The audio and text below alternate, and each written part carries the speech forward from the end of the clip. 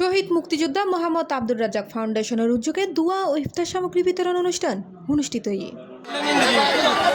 ফেব্রুয়ারি 27 তারিখ 35 নং ওয়ার্ড নতুন ব্রিজু ব্যাং এশিয়ার নিচে মান্নান টাওয়ারত 35 নং বক্সিরহাট ওয়ার্ড বিএনপির মোহাম্মদ সোহেল সার্বিক সহযোগিতায় এই অনুষ্ঠান অনুষ্ঠিত হয়।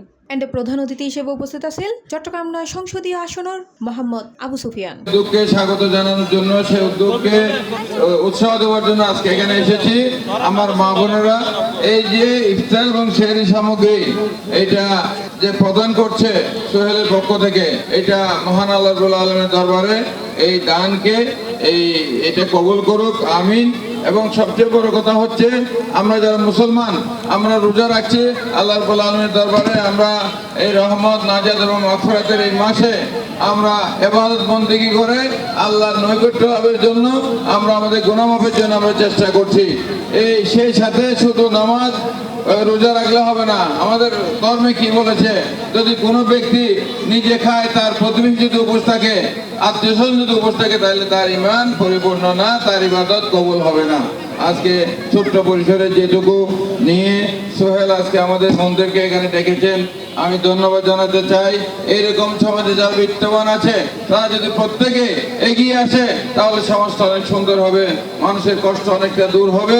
সেজন্য আমি সবার প্রতি আহ্বান জানাবো, আসুন আমরা সবাই মিলে যাদের সামর্থ্য আছে আমরা যাতে আমাদের প্রতিবেশী, আমাদের আত্মীয় স্বজন যারা অভাবী আছে তাদের পাশে দাঁড়াই। বাংলাদেশ জাতীয়তাবাদী কৃষক দল চট্টগ্রাম মহানগরের যুগ্ম আহ্বায়ক এএচএম আলমগীর চৌধুরী, বাকলিয়া থানার ওসি মোহাম্মদ সুলেমান, 18 নং ওয়ার্ড বিএনপির যুগ্ম আহ্বায়ক মোহাম্মদ হারুন, ব্যবসায়ী ও সমাজসেবক মোহাম্মদ সৈয়দ নূর সহ আরো বোধকেও। আসসালামাইকুম। এটা মুক্তিযোদ্ধা আব্দুর রাজ্জাক ফাউন্ডেশন, এটা প্রথমবার আমরা চালু করছি। এটা আগে স্বীকৃতি পাই নাই, মুক্তিযোদ্ধা স্বীকৃতি ওরা দেয় না আওয়ামী লীগের আমলে। এখন বিএনপি আসছে, আল্লাহর রহমতে এখন আমরা এই ফাউন্ডেশনটা মুক্তিযোদ্ধা ফাউন্ডেশনটা চালু করছি।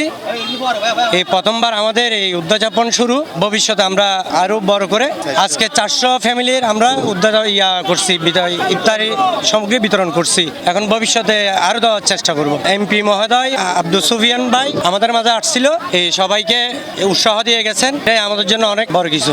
শহীদ আব্দুল রাজ্জাক ফাউন্ডেশন 17 এপ্রিল মাসে নিহত হয়েছে, পাকিস্তান ভাই নিহত। আমাদের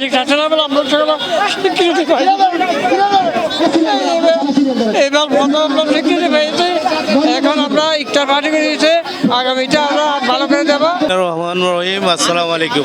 শহীদ মুক্তিযোদ্ধা আব্দুর রাজ্জাকের বিগত 17 বছর যাবৎ আওয়ামী লীগ সন্ত্রাসীরা এবং আওয়ামী লীগেরা তারা কোনোভাবে স্বীকৃতি দেয় নাই।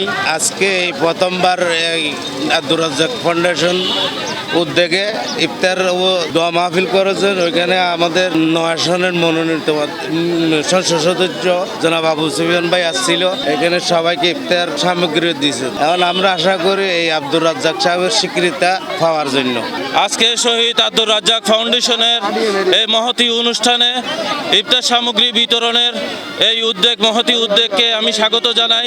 আমি সরকারের প্রতি আবেদন জানাচ্ছি এবং অতি শীঘ্র যেন উনি একজন সত্যিকারের মুক্তিযোদ্ধা ছিলেন এই এলাকার, উনি যেন ওনার ন্যায্য অধিকার পায়, মৃত্যুর পরেও আমরা যেন ওনাকে এই সম্মানটা দিতে পারি। C plus TV, Chittagong.